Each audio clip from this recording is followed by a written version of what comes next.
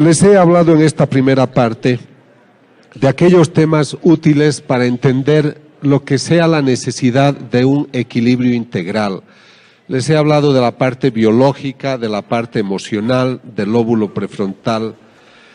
Y yo noto que en nuestra sociedad el espíritu ha sido bastante relegado. Si ustedes piensan en lo que sea la definición de espíritu, debemos redimensionar el valor de esta palabra. Y permítanme contarles algo que es sumamente importante para mí.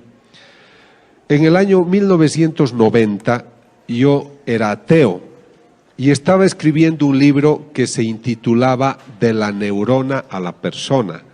Estaba tratando de explicar cómo el cerebro ha evolucionado de tal manera que un día este mamífero se vuelve persona.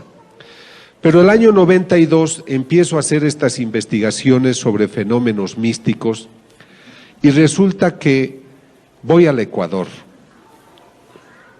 Pero el año 94 me ocurre esta experiencia con una persona. El año 92 yo empecé a cambiar de vida debido a las investigaciones que les voy a mostrar.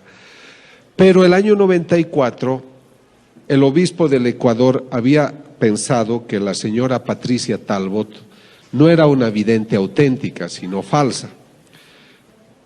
Entonces yo viajé al Ecuador para estudiar el caso de ella y demostrar si es que era realmente falsa o era auténtica. Los estudios demostraron que ella sí era una vidente auténtica y gracias a esos estudios el obispo le dio autorización hoy para que trabajara, hoy están haciendo una iglesia, etcétera. Los estudios sirven para eso. Pero lo que les debo contar es que mientras entrevistaba a gente, entra una mujer que tenía también experiencias místicas. Era la primera vez que yo la veía. Yo no sé cómo llaman ustedes a las gentes que vienen del pueblo. Era una gente humilde, sencilla, sin ninguna formación, de unos 50 años, y me dice: yo tengo 2 mensajes de Jesús para usted. El primero dice que usted a través de la ciencia debe ayudar a demostrar qué videntes son auténticos y cuáles son falsos. ¿Y cuál es el segundo mensaje?, le digo.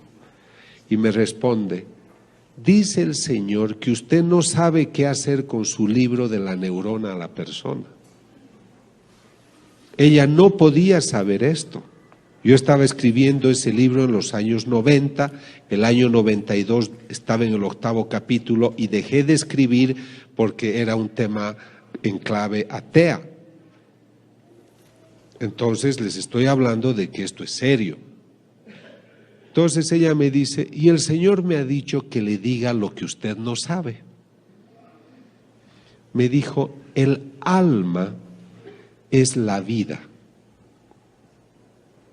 Dios nos da la vida a través de una animación del cuerpo. Lo que anima la vida en un cuerpo es el alma. Por eso el animal tiene alma animal.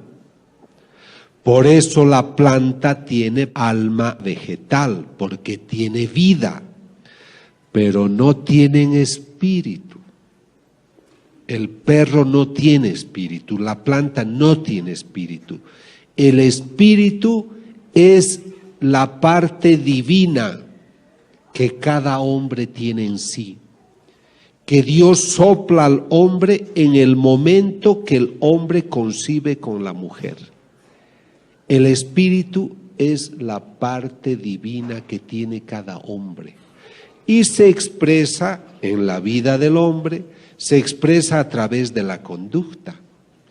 Una persona como Teresa de Calcuta, una persona como el Papa Juan Pablo II, como muchos de ustedes, como todos ustedes, gente que está interesada en mejorar su parte espiritual, en mejorar su vida, en ayudar al prójimo, es gente que tiene una parte espiritual hermosa. Me falta tequila. Entonces lo que sucede es de que cuando nosotros nos alejamos de esa relación espiritual con lo espiritual, se achica la dimensión espiritual y nos materializamos. Por eso mi amigo millonario que tiene todo es infeliz, porque su dinero no le basta y va comprando placeres, pero no es feliz. El hombre que ignora su dimensión espiritual ignora los valores que vienen de esa dimensión. Entonces, este es el problema que nosotros tenemos. Por eso es que yo creo que nuestra sociedad debe volver a redescubrir su vida espiritual. Ahora, ¿qué ha pasado con el ambiente científico? Yo he estado muy cerca de la doctora Rita Levi Montalcini, premio Nobel de Medicina, porque ella descubrió cómo nacen las neuronas. Yo he trabajado cómo estimular bioeléctricamente las neuronas. Y ella me dice, pensar que el hombre tiene un espíritu es una ingenuidad. 50% de los premios Nobel, de los científicos que venden sus libros con mucho éxito, no creen en el espíritu. Ellos insisten en que venimos del mono. Ellos insisten en esas teorías de que somos fruto del caos, de los choques interplanetarios, de las primeras partículas que cayeron, que venimos del mono. Y ahora miren cuán inteligente es el hombre de hoy, que le es más fácil creer que venimos del mono que de Dios. Es que es grave. Y hay teorías que dicen que venimos de las abejas. Yo no sé cómo harán esa concepción de un mamífero semejante que salgan las abejas. Entonces, tenemos problemas serios de puntos de vista. Pero a veces estas gentes tienen tanta fuerza que ellos son los que ganan. Y nos desconciertan. Y muchos de sus hijos les dicen, mamá, yo no creo porque no puede haber espíritu, porque en los laboratorios no se puede ver y ni tocar ni medir. La gente se ha hecho empirista, quiere ver, tocar y medir para creer. Entonces tú te quedas desesperado, desesperada, porque dices, hijo, ¿cómo te he de demostrar que Dios existe si no lo puedo poner en un laboratorio? Pero Dios es muy Señor, el Señor es muy Señor. Y está preocupado de darte razones, motivos para que creas. Y creo que se sirve de muchas cosas. Y la primera experiencia que yo quiero presentarles es la siguiente. Yo les he dicho que empiezo el año 92 estudiando una imagen de un Cristo, que no es la que ven, es otra, pero ese fue el inicio de otras investigaciones. El año 95 me llaman a una ciudad de Bolivia que se llama Cochabamba, porque esta imagen del Cristo exudaba lágrimas cristalinas y lágrimas de sangre. Cuando yo hago estas investigaciones, me voy delante de la imagen y me quedo horas y horas y horas. Aíslo la habitación, voy con un notario, voy con testigos, filmamos, grabamos y ponemos una máquina a control remoto, de tal manera que durante la noche pueda yo registrar si hay efusiones de lágrimas. Entonces, cuando yo fui a estudiar esta imagen, me di cuenta que en la frente tenía unas costras, o sea, había un proceso que se presenta también en las personas cuando tenemos algunas heridas. Entonces yo le tomé una muestra de costra, eran unas 200 costras en la frente, tomé una al azar y la mandé a analizar a un laboratorio patológico de Australia, en New Wales. Y me dicen, doctor, 2/3 de esa costra son sangre humana, pero 1/3 no. Es algo duro y tiene que llevarlo a usted a otro laboratorista. Llevamos a un laboratorista, a un forense botánico, y nos dice, es la punta de una espina.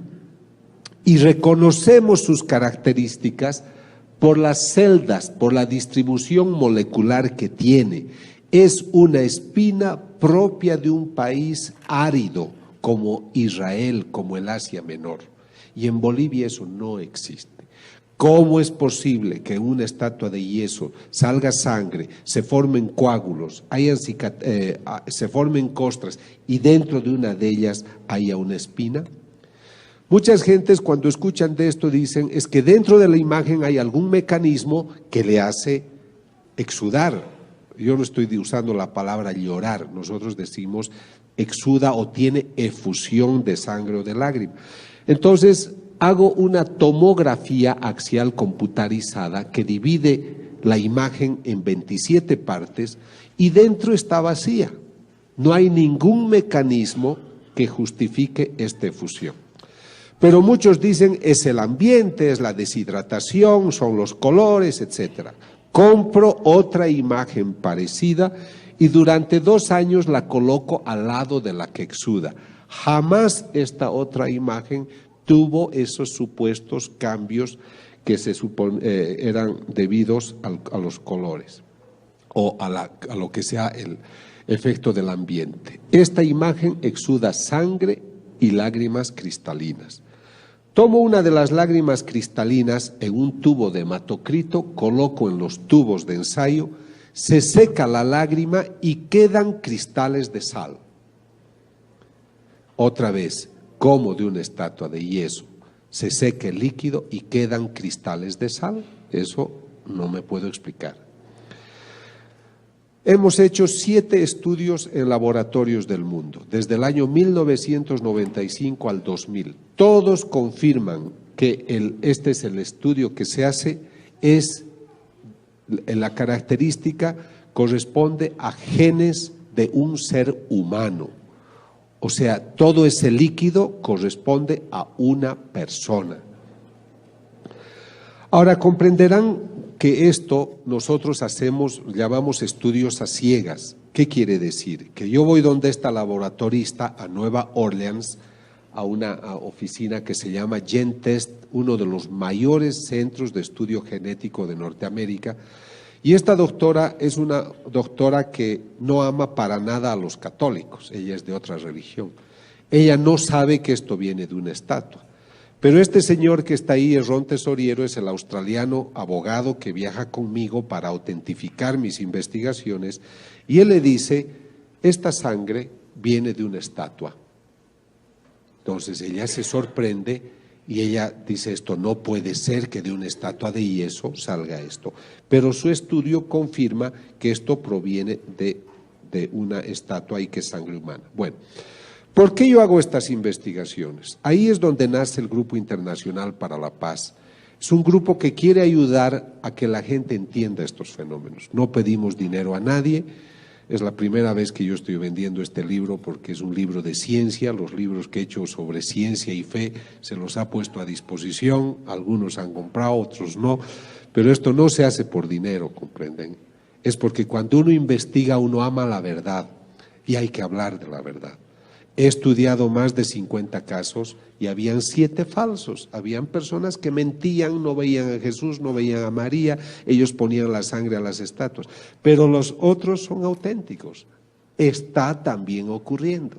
Entonces acá el obispo dice, arzobispo de Cochabamba autoriza su veneración. Entonces lo que a mí me interesa es que cuando la iglesia quiere dar una opinión, tenga un informe científico, no les cobramos nada, cuesta mucho dinero hacer esta investigación, yo me financio mis cosas, mis amigos cada uno paga lo suyo, porque creemos que tampoco el sacerdote debe ser tan superficial en decir yo no creo en estas cosas, como a veces he encontrado gente muy superficial.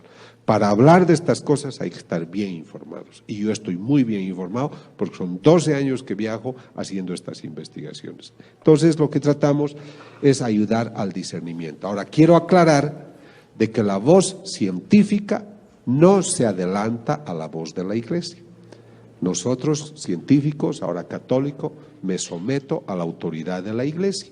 Y yo aconsejo que cuando hay estos temas, ustedes esperen siempre la opinión de la iglesia. Porque en nuestros países latinos hay mucha especulación. Doy una charla en Colombia, hay 80 videntes. Doy otra charla en España, hay 90 videntes.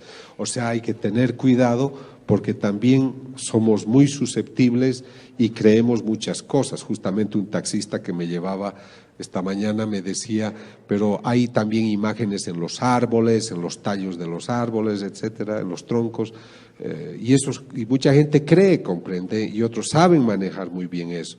Entonces hay que esperar la opinión científica, pero sobre todo la opinión de la Iglesia.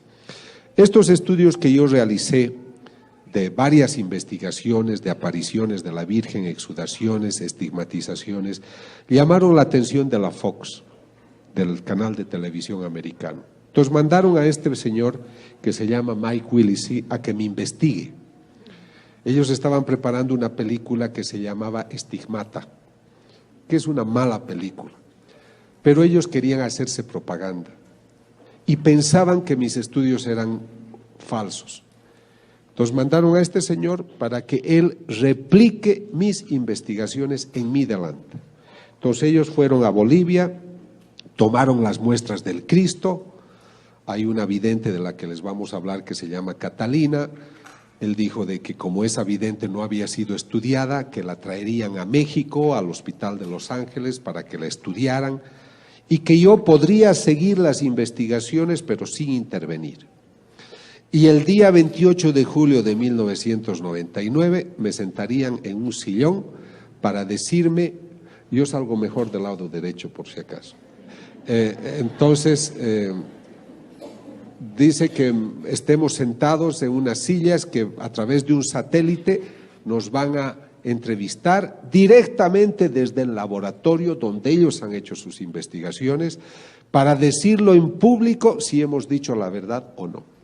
Entonces yo ese día estaba sentado y se contactan con los laboratoristas, 28 millones de personas veían que luego se ha hecho una película que se llama Signos de Dios, la ciencia prueba la fe, y pues fueron al laboratorio y la laboratorista dice, debo confirmar que los casos son auténticos. Y eso es lo que a mí me ha dado prestigio internacional, porque la Fox no es el Vaticano. Eran unos señores que querían hacer lo suyo, gastaron $2 millones, a mí no me pagaron ni un centavo por si acaso, pero ellos querían ver si esto era verdad o no. Y lo que podía haber sido algo negativo para mí se ha vuelto a favor, porque delante de todo el mundo, esa noche fueron 28 millones, pero luego ha ido a todo el mundo, pues han dicho, esto es verdad. Y entonces eso solamente quiero contarles para que sepan de que yo también, el investigador, he sido investigado. Han hecho una película de 2 horas, documental Signos de Dios, la ciencia prueba la fe, y pues allá ellos fueron los que estudiaron el caso de quien les hablaré luego. Cuando empecé a estudiar esa imagen del Cristo que lloraba, como yo era ateo, yo no estaba relacionado con miembros de la iglesia. Entonces muchos me dijeron de que no podía ser, de que cómo, me tienes que avisar antes para que yo pose, ¿no es cierto? Entonces descubrí, bueno, me decían, no puede ser, estos casos no hay. Pero luego, estudiando, encontré que en el año 1953 lloró esta Virgen en Italia, en Siracusa. Y el año 1954 el Papa Pío XII la aprueba, dice este es un caso extraordinario y hacen una basílica. Entonces yo tenía un argumento para demostrar a los religiosos de que realmente habían casos de este tipo y que una prueba era esta exudación que exudó 4 veces. Ese Cristo de Cochabamba ha exudado casi ya 200 veces. Y luego empiezo a conocer más casos en Italia en Italia también esta es la rosa mística que exuda y muchas imágenes. Y tengo que viajar a Akita, Japón. En Japón empieza a llorar la Virgen. Es una imagen de madera que exuda 101 veces, lágrimas cristalinas y sangre. A quien le ocurre eso es a una monjita, que es una vidente que ve a la Virgen, se llama Agnese Sasagawa. Es una religiosa sorda. Ella empieza a verla a la Virgen y se sana de la sordera. Muchos dudan, pero el obispo es un hombre serio, quiere saber todo, hace las investigaciones y el año 1985-90 hace documentos apoyando esta aparición, y el mismo cardenal Ratzinger el año 90 convalida las apariciones de Akita, Japón. Entonces, no es que la Iglesia no se interesa, lo que pasa es que quienes no hablan bien de estos eventos no están bien informados. Luego tengo que viajar a Naju, Corea, donde otra imagen de la Virgen exuda 700 veces lágrimas cristalinas y sangre, como pueden ver acá.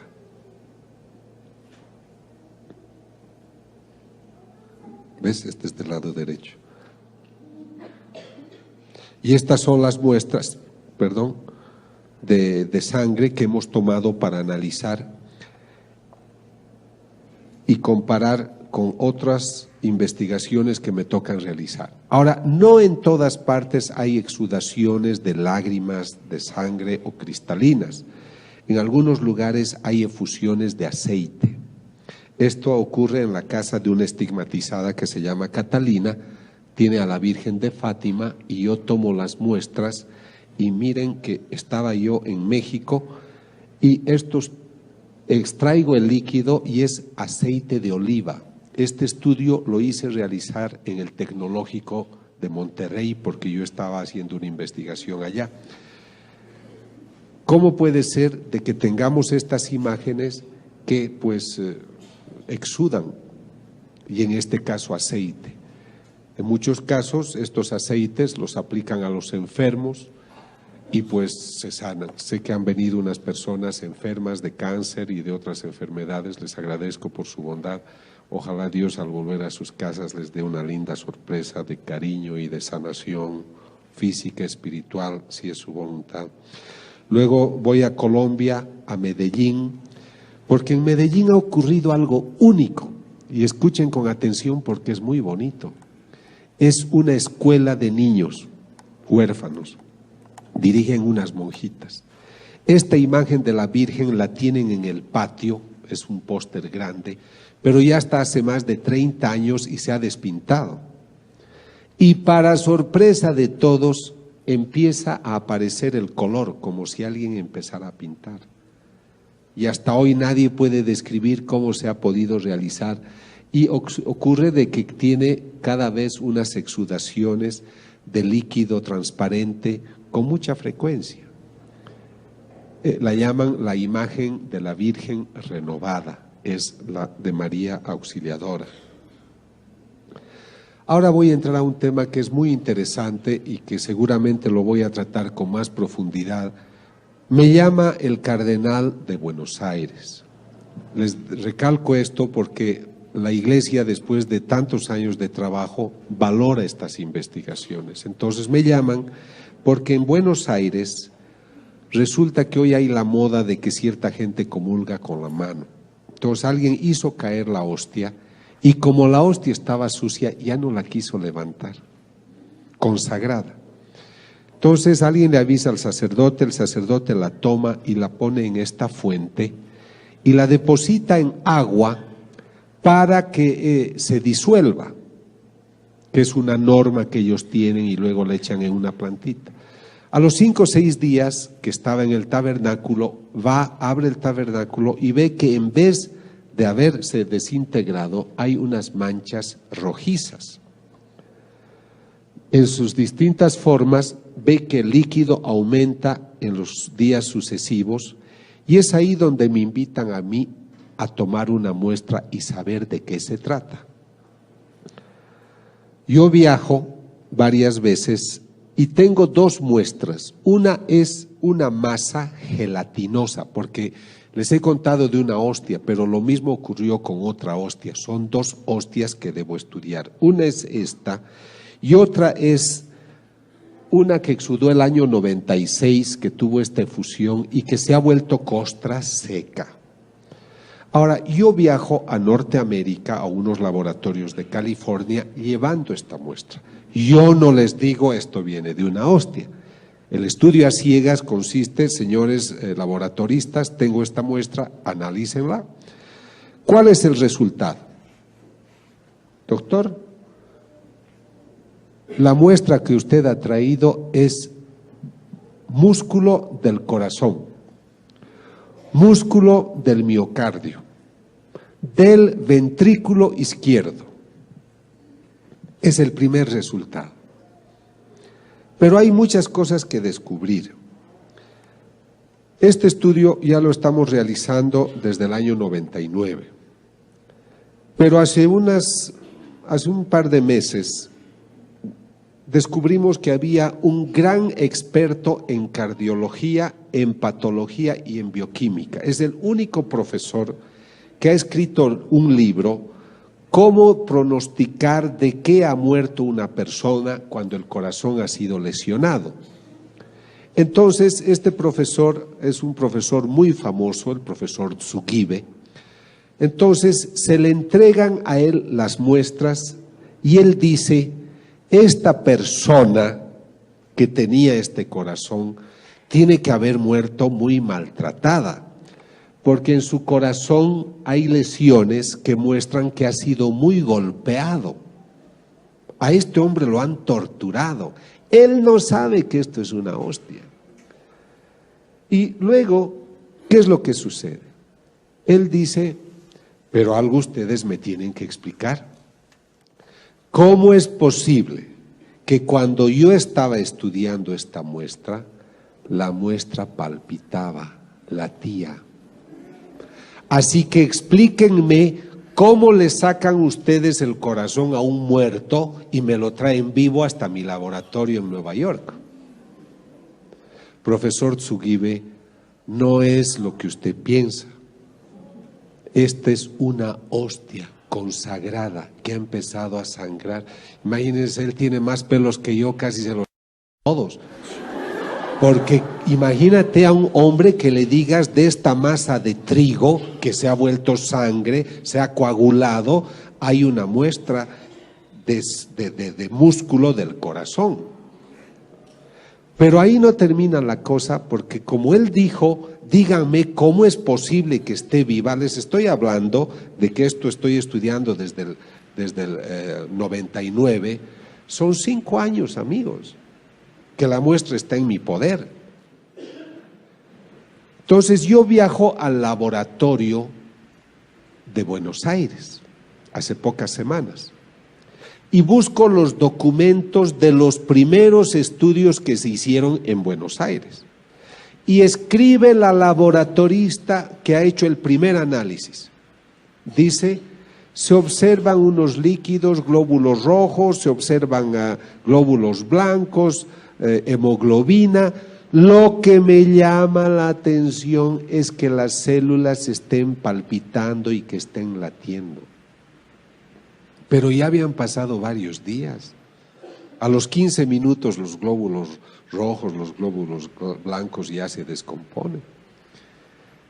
Entonces, ahí es que me interesó mucho el tema del corazón y me entero de que en el siglo VIII, en Lanciano, una población al sur de Italia, un sacerdote celebraba la misa y dudaba si Cristo estaba presente en la Eucaristía o no. Él dudó y el momento de su duda, la hostia se vuelve sangre y se coagula. Y se vuelve esta pieza de carne que si ustedes van hoy o viajan después a Lanciano, la pueden ver, veo que algunos ya lo han hecho, pero el vino se vuelve unos grumos que son 5 grumos de sangre, es como un algodoncito de sangre, pero son de distinto tamaño los 5 y cada uno pesa igual. Y ellos, los italianos, la conferencia episcopal, invita en los años 70, esto ha ocurrido en el siglo VIII, repito, pero se conserva. Y entonces invitan a este profesor, que es el profesor Linoli, experto en bioquímica, patólogo, a que haga estudio. Y este doctor nos dice, es músculo del corazón igual que la muestra que ustedes tienen. O sea que la muestra que yo tengo de la hostia de Buenos Aires, que es de los años 90, 2000, es la misma que esta, es de la misma persona. ¿Qué opinan? Lo demás ya no les cuento porque si no ya no se compran mi libro. Entonces resulta, mentira, no he traído el libro que habla de eso. Entonces miren, acá estamos hablando creo, de una prueba de algo extraordinario. ¿Puedo yo comprobar que Cristo está presente en la Eucaristía? El Señor dice en una mística, yo hago milagros para los ciegos y los sordos. Pero no quisiera hacer milagros, quisiera que creyeran por fe. Yo no soy nadie para poder decirles, esta es la prueba.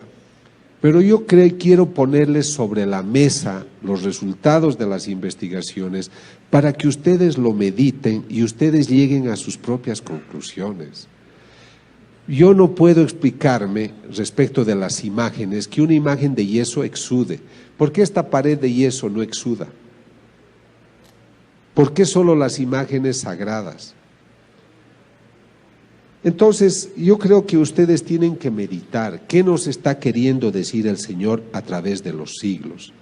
Pero luego me entero que en el siglo XIII, también otra persona, otro sacerdote, no creía que Cristo estaba presente, esto en Orvieto, en Italia también, y cuando está dudando de que si Cristo está presente en la Eucaristía o no, el corporal que tiene se llena de sangre.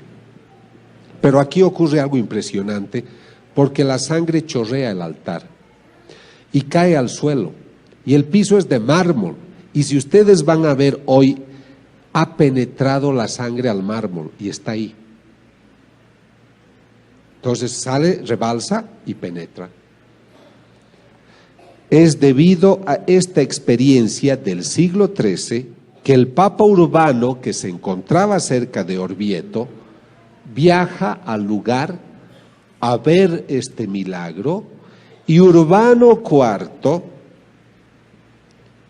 pide a Santo Tomás de Aquino hacer la misa, el ritual, la ceremonia, para establecer la fiesta de Corpus Christi. O sea que sepan ustedes de que la fiesta de Corpus Christi nace de un milagro eucarístico. ¿Están cansados o no? Si no les cuento más cosas. Bueno, entonces les voy a contar una cosa muy bonita. Es que yo me regulo, no quiero cansarlos, pero les voy a contar algo muy bonito. Yo les conté que la vidente Patricia Talbot, el obispo decidió que ella era falsa. Pero ¿quiénes decidieron eso? Un profesor de teología, un profesor de español. Entonces yo viajé, le dije, obispo, el año 94. Yo le dije con todo respeto, no veo que ustedes, siendo teólogos y siendo profesores de español, decidan si el cerebro de una persona está sano o no. Ustedes no tienen la competencia para eso, pero yo sí. Yo soy experto en esos temas y además traigo mi equipo de expertos. Permítame que estudie el caso de la señora Patricia Talbot. Por suerte fue un buen obispo y me dijo, doctor, le autorizo, reconociendo que él había actuado de otra manera. El día de la investigación, yo no podía estudiar la aparición del Señor, porque ella ya no tenía apariciones, ni del Señor ni de la Virgen. Cuando yo estudio el cerebro de una vidente o de un vidente, su cerebro produce ondas delta, que son unas ondas de 3-4 latidos por segundo, que ningún ser humano produce si está despierto. Solo produces eso si estás en sueño profundo, en anestesia, estás con drogas, pero basta que despiertes y no produces ondas delta. Todos los videntes auténticos que yo he estudiado producen esa onda. Entonces, y los físicos nucleares descubren que el momento que se aparece el Señor hay emisión de radiaciones y aumenta la concentración de energía en una habitación como si entraran 5 a 10 mil personas a la sala. Entonces, como esta persona ya no tenía apariciones, yo no sabía cómo demostrar la parte, digamos, de que ocurría algo extraordinario con ella. Entonces yo le dije a su sacerdote, le dije, Padre Martínez, le pido un favor, prepárela a Patricia para darle la comunión, porque si Cristo está presente en la Eucaristía, yo tengo que obtener en mis equipos los mismos resultados que cuando Cristo se aparece. Esa era mi atrevida hipótesis. Llega el momento de la investigación. El cerebro de esta mujer es normal, no es una loca, no es una chiflada. Hice entrevistas psicológicas, hicimos el estudio neurológico, no era epiléptica, no tenía tumores, etc. Y le digo ahora, dele la comunión. Le da la comunión y la máquina que mide la emisión de radiaciones muestra que al lado izquierdo de ella ha aumentado la concentración de energía. Y el rato que ella comulga, el momento que toca la lengua, el cerebro empieza a producir ondas delta, igual que cuando hay una aparición del Señor. Y ella se inclina a la izquierda mientras ha comulgado. Termina la comunión y le digo, Patricia, ¿por qué se ha inclinado a la izquierda? Porque el Señor se apareció, doctor, el Señor estaba acá todo el tiempo. Si ustedes van a un tabernáculo, no van a medir radiaciones. Pero el Señor permitió esa experiencia justamente por esta razón, para darnos pruebas de que algo extraordinario ocurre. Yo les diré, me he dedicado a hacer estas investigaciones, pero también tengo un poco de vergüenza ante Dios, porque cuando investigamos el primer caso de la vidente Nancy Fowler en Norteamérica, ella, el Señor le dice, why do you test me? ¿Por qué me pruebas? El Señor se apena de que sigamos probando para tener pruebas.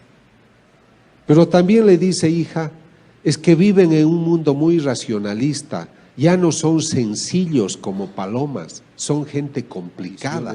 Les he dado imagínense, la Virgen tiene, yo era ateo cuando empecé esto, y me dicen, se aparece la Virgen, doctor, en Yugoslavia. Y yo digo, ¿cómo se va a aparecer la Virgen? Tendría que tener 2000 años de edad. ¿Cómo puede vivir alguien 2000 años? Porque yo venía del ateísmo, no entendía. Entonces viajo a hacer mi primera investigación a Estados Unidos. ¿Y qué es lo que encuentro? Ya no me basta que una persona me diga, doctor, yo veo a la Virgen. Durante las apariciones, las nubes forman estas imágenes. Pero no ocurre durante el Mundial de Fútbol ni durante las Olimpiadas. ¿Por qué ocurre en esos lugares? Entonces, tengo una serie de datos que me interesan mostrarles. Tú dices que la ves a la Virgen, sí, ella es Visca, no es que es Visca, sino se llama Vishka, no, en croato me parece. No, ella dice que ve a la Virgen, le toman una fotografía y ¿qué ven detrás? Hay un rostro. El momento que se tomó la fotografía no estaba. Entonces, cuando yo estudio un caso, no me basta que me diga yo veo, yo tengo ayudas de distinto tipo, luego les hablaré la parte científica. Esta Vishka dice, la Virgen me ha dicho que como mañana es Pentecostés, caerán 12 lenguas de fuego como hace 2000 años. Al otro día, 5000 personas se reúnen y pueden ver cómo las 12 lenguas de fuego caen.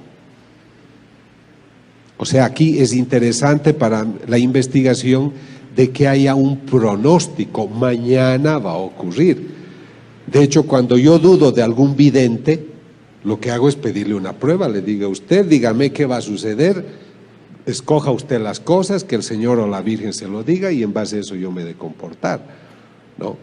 Porque tiene que darme una prueba, yo soy un investigador, no la va a dar a todo el mundo, pero si usted quiere que yo hable al mundo de esto, usted tiene que darme una prueba de que algo especial sucede con usted.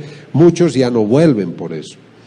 Ahora, acá es un crucifijo, durante las investigaciones, es un lugar que se va a rezar y delante aparece esta imagen en una fotografía.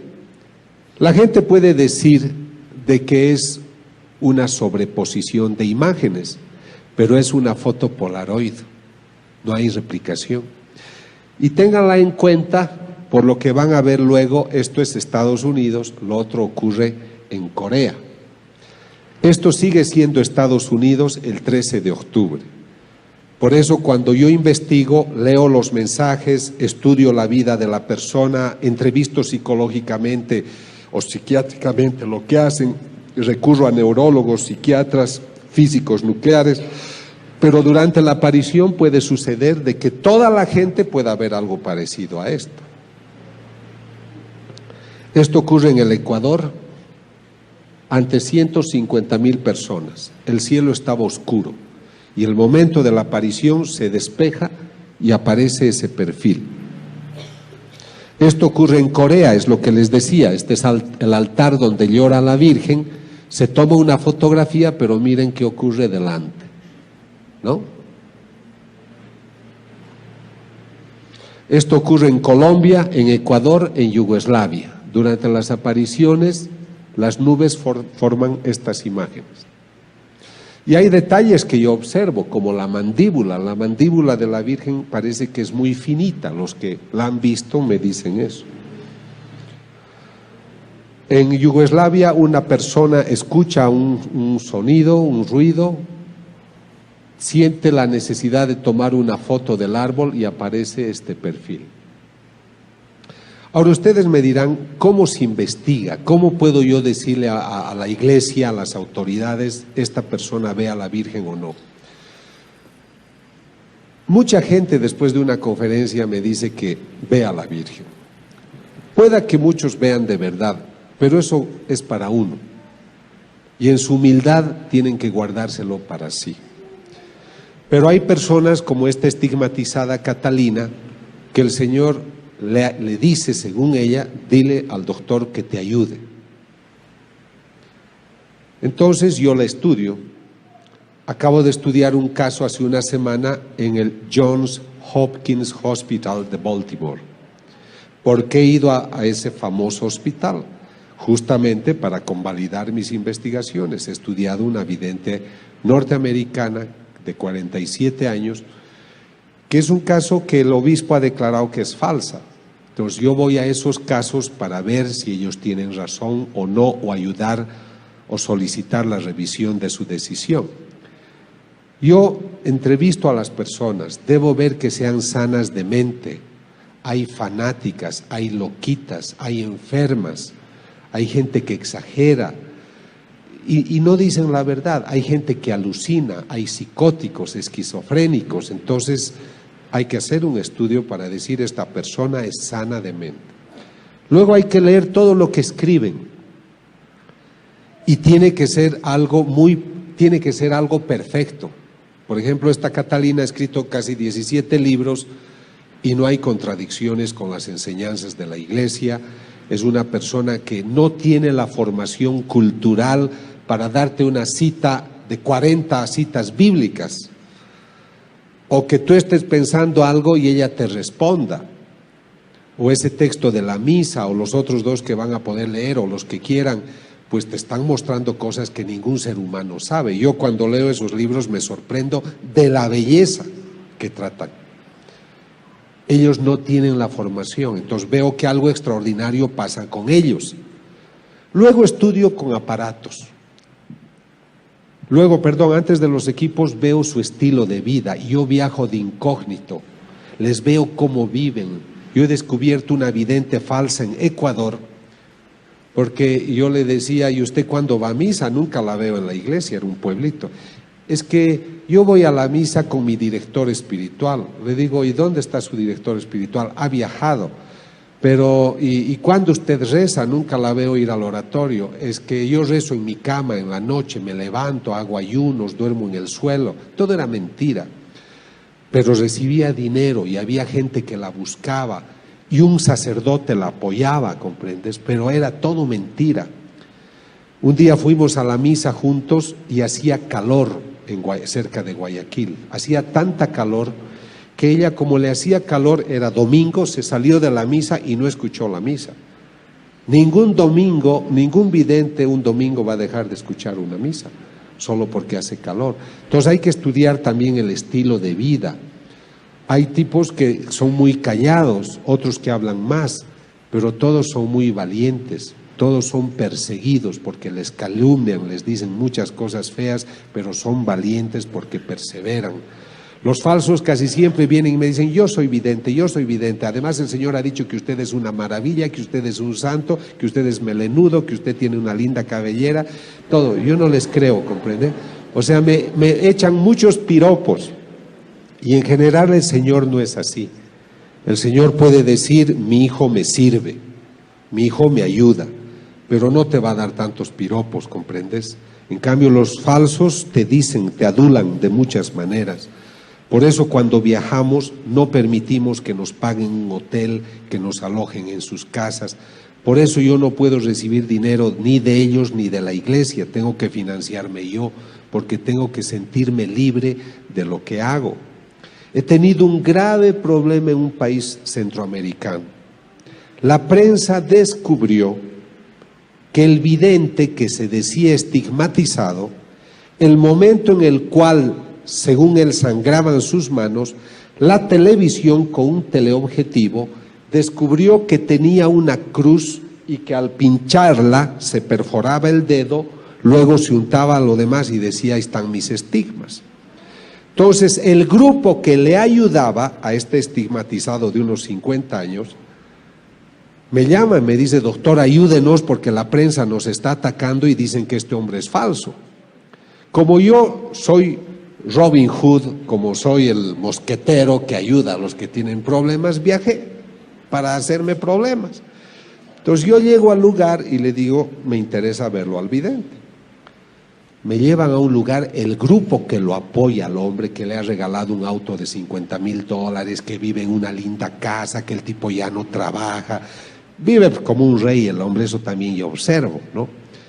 Entonces les digo, bueno, aquí estoy. Lo entrevisto al hombre, no me dio la impresión que era místico, para nada, pero yo debo tener pruebas, no me debo basar en mi impresión. Entonces les digo, muéstrenme todo el material que tienen de cuando tiene sus estigmas. Y me dicen, doctor, hemos viajado a España, al convento donde está la santa que él representa, porque él habla como mujer y habla de una santa, etcétera. Entonces me muestran las películas donde está sangrando, 5 películas, y descubro en las 5 el momento que se perfora. Entonces yo he ido a ayudarle a descubrir que era falsa la perforación y descubro que otras 5 veces se ha perforado. Y yo le digo al grupo, queridos amigos, lamentablemente no les puedo ayudar porque el Señor realmente tiene la cruz con agujas que él se perfora. Me querían golpear, me querían sacar por la ventana, porque estaban molestos de que yo descubra una falsedad. Entonces, este es un problema. Hay gente que se hace fanática y que cree cualquier cosa. Por eso, no protesten contra la iglesia. Yo sé que a veces algunas autoridades son severas con ciertos videntes auténticos, pero estos están con Dios y al final la luz va a salir. Pero no hay que adelantarse, no hay que faltar al respeto a la decisión de la iglesia. Yo he estudiado 3 casos importantes y maravillosos de videntes que eran auténticos y luego han cambiado de vida y se han vuelto personas desagradables. ¿Qué pasaba si el obispo de ese lugar las habría aprobado? Harían el ridículo ahora. Entonces, por eso la iglesia está protegida por el Espíritu Santo y no tenemos que hacer depender nuestra fe de estos eventos. Estos eventos nos están despertando la fe, como ha sido mi caso. A ustedes estoy seguro que ahora van a comulgar con más entusiasmo. Pero no dependamos de la vidente, del vidente. Ellos son unos instrumentos que nos tienen que llevar a las enseñanzas de la iglesia, al dogma. Y entonces vamos a vivir mejor. Yo vivo mejor mis misas gracias a muchas cosas que me han dicho los videntes. Pero yo no estoy esperándolo al vidente, lo que me interesa es encontrarme con el Señor en el Santísimo. Entonces tengan presentes, sean prudentes, gocen de estos regalos. Llévense esos libros maravillosos que les van a hablar de un Dios que está hablando al hombre de hoy, porque está preocupado de un hombre que ha erigido otros dioses y se ha olvidado de él. Realmente, para mí, el concepto fundamental de todas estas apariciones es que el Señor se aparece para decirnos que existe y que nosotros nos hemos olvidado de él. Ahora, con esto yo ya termino. Lo que estoy tratando es de investigar todo lo que sea la sangre de la sábana santa, que ustedes saben, se ha dicho que es de la Edad Media, es otro estudio que ha especulado muchísimo y mal, pero yo quiero comparar muestras de esta sangre con las del Cristo, con las de las hostias, y ya estamos obteniendo varias muestras. Ni bien el Vaticano nos dé permiso para investigar la sábana santa, lo vamos a hacer. Ahora, ¿con qué debo concluir? Yo quisiera decirles de que estamos viviendo una época especial. Ustedes se preguntarán, ¿por qué yo viajo por el mundo hablando de estos temas? Yo he escrito mucho y he dictado muchas conferencias, porque siempre me ha interesado que el hombre sepa lo que era el estrés, la depresión, las neurosis, he hecho mucha investigación. Pero yo noto que el hombre de hoy no está bien, no está sano. ¿Cómo puede estar sano el hombre que mata a su mujer, como ocurre en España? Cada semana un hombre, marido o compañero, mata a su mujer. ¿Cómo puede ser sana una nación? En Alemania hay aviones que viajan hasta Filipinas, hasta Bangkok, a hacer sexo con niños, prostitución infantil. Hay 1.200.000 niños prostitutos menores de 12 años. Y eso con la aquiescencia de gobiernos. Es una tradición en Tailandia que ciertos padres de familia tengan 6, 8, 10 hijos para que sean prostitutos desde niños. Entonces, ¿cómo puede ser este hombre inteligente hacer tantas guerras? Desde 1944, 45, 46, que son las épocas de paz después de la Segunda Guerra Mundial,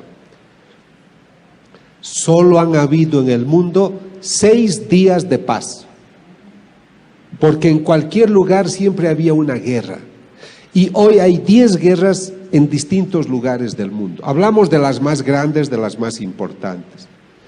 El siglo pasado han muerto 100 millones de personas en conflictos bélicos.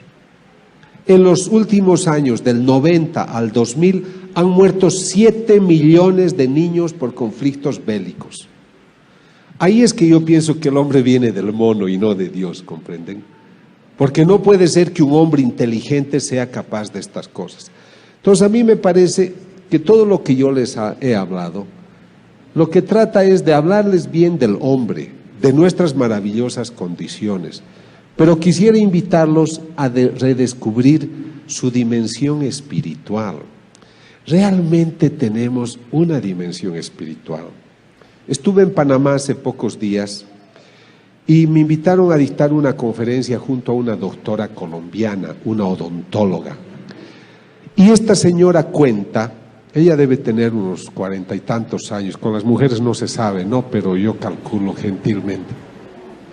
Esta señora le ha caído un rayo en Bogotá, la ha destruido, estaba llena de heridas, le ha quemado todas las partes internas, los ovarios, le ha quemado todo.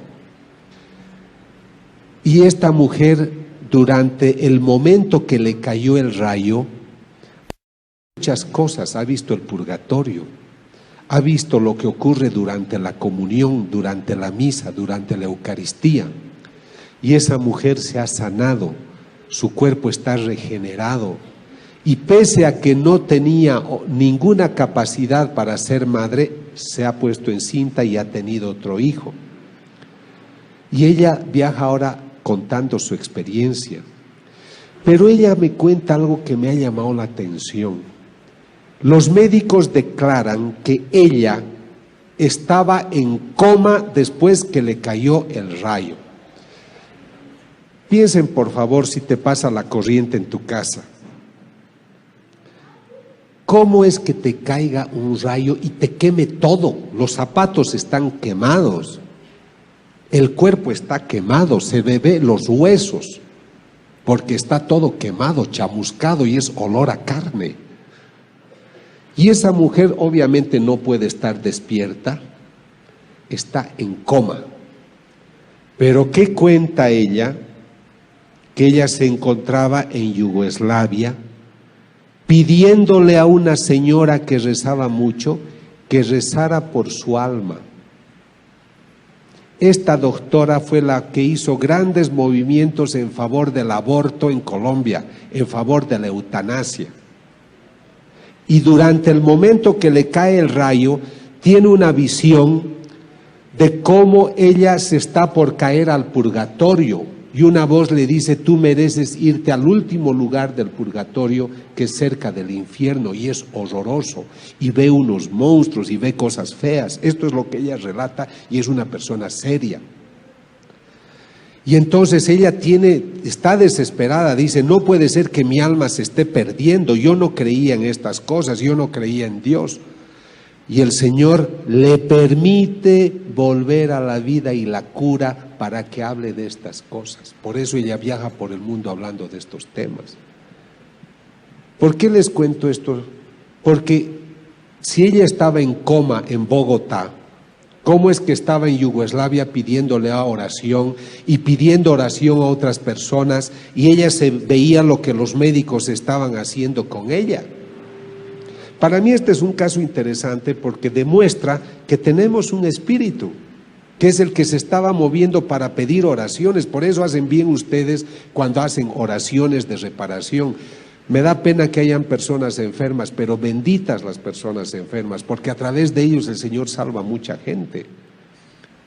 Entonces esta mujer ha tenido una experiencia extraordinaria y les voy a contar otra que a mí me consta más. Yo estoy trabajando para que la gente redescubra el espíritu. Entonces un día en Londres, un automóvil atropella a un señor. Escuchen esto porque es muy interesante. Este señor tiene unos 60 años, lo atropella el auto, está de muerte, lo meten de emergencia y el tipo muere.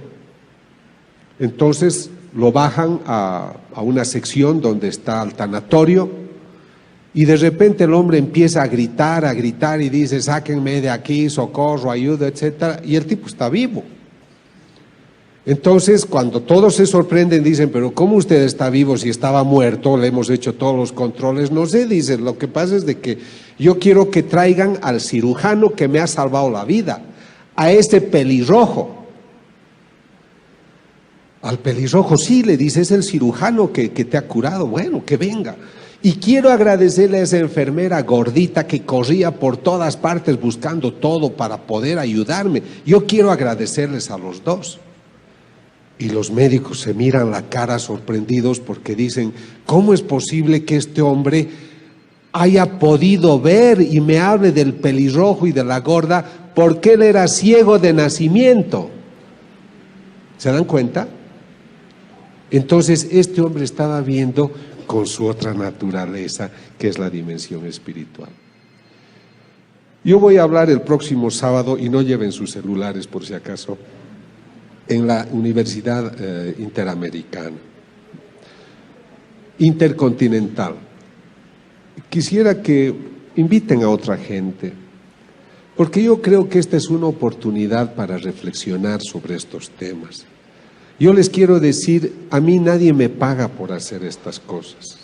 Pasamos muchos apuros para hacer estos viajes, pero los hacemos con dignidad, porque es un homenaje a la gente, es un homenaje a la verdad natural y a la verdad sobrenatural, para que las personas comprendan de que algo extraordinario está ocurriendo en el mundo y ustedes son privilegiados en tener acceso a esta información, porque mucha gente no tiene acceso a esta información. Y si Dios está permitiendo que ocurran estos casos extraordinarios, ustedes en México tienen la maravilla de la Virgen de Guadalupe, Así se ha ido repitiendo porque Dios está pendiente del hombre. Somos nosotros los que le damos la espalda. Somos nosotros los que no queremos estar cerca de Él. Somos nosotros los que nos bautizamos y solo 15% se acuerda de Él los domingos. Y sobre todo nos acordamos de Él cuando tenemos problemas. Yo creo que todo lo que nos está ocurriendo es para recordarnos que está vivo. El Señor dice: yo soy un mendigo, porque estoy esperando que el hombre me pueda donar lo que más quiero, y es su corazón. Eso es lo único que espero. Pero todo depende de su voluntad, porque el hombre es libre para amarme. Él puede construir otros dioses si él quiere, pero yo lo he creado para poblar el cielo y no para poblar el infierno. Yo no soy un Dios que castiga, soy un Dios que se apena por el pecado. No te condeno, lo que quiero es más bien salvarte, quiero sacar de la muerte vida, porque yo he vencido a la muerte. Cuando yo leo estos mensajes y cuando se lleven esos libros, léanlos poco a poco. Yo hago una cosa, me voy a una iglesia a leerlos delante del Santísimo, porque escuchas esa voz viva, escuchas a ese Dios que te está hablando aún hoy. Seamos generosos, no estamos bien, nuestra economía no va bien, la gasolina está aumentando, los conflictos bélicos aumentan, viajar cada vez se hace difícil, sacar una visa para ir a un país. ¿Cuántos mexicanos mueren en las fronteras simplemente porque no pueden ir tranquilos a México y de otros a Estados Unidos y de otros países? Porque hemos perdido ese sentido de hermandad. ¿Y cuándo vamos a cambiar? ¿A la fuerza, por el castigo? ¿Por qué no empezamos entre nosotros a ser mejores hermanos? Aquí hay un apostolado que es el apostolado de la nueva evangelización. Están afuera las personas que les pueden informar. Únanse a ese movimiento o únanse al movimiento que deseen, pero pongan a Dios en el centro de sus vidas, porque yo creo que el Señor, pese a que ha muerto hace 2000 años, aún hoy lo seguimos crucificando. Pero ojalá el Señor hoy pueda decir: yo hoy he tenido un momento bonito porque estuve en México con gente grata, y espero que el Señor pueda encontrar en sus corazones un lugar que le ha dicho a un vidente, le ha dicho: ¿qué te hace pensar que porque soy Dios no merezco ternura? Y al vidente de Panamá, que es un joven maravilloso que se va a ordenar sacerdote el próximo 6 de enero, el Señor le ha dicho: hijo, por favor, no enfríes tu corazón, porque ese es el único lugar cálido que hoy tengo para descansar. Que el Señor hoy encuentre en sus corazones muchos lugares cálidos. Gracias. Gracias.